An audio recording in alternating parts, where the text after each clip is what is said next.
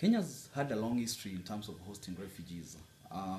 It could date as early as our time of independence, and over the years we've seen different nationalities seek asylum in Kenya at different points of time.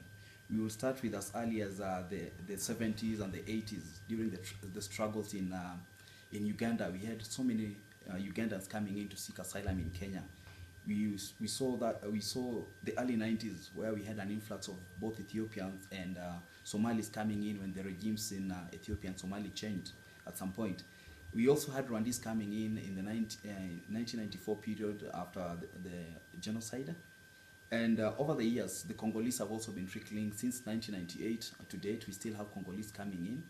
Currently, the biggest population being hosted in Kenya in terms of refugees is the Somali population.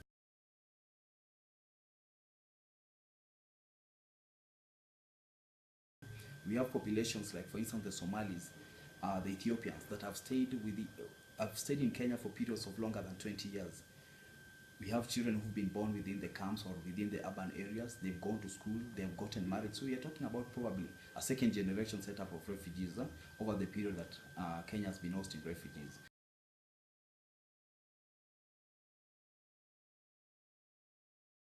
Between the periods of 2011 and 2012, when the Kenyan government sent the Kenya Defense Forces to get into Somalia, we started having a lot of retaliation attacks from persons perceived to be Al-Shabaab.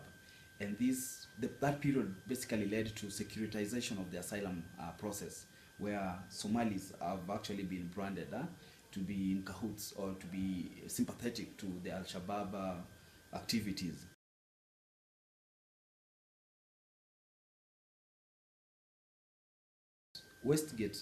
Post-Westgate attack, we've also had an increase in xenophobia across the urban centers in Nairobi, where Somalis stay.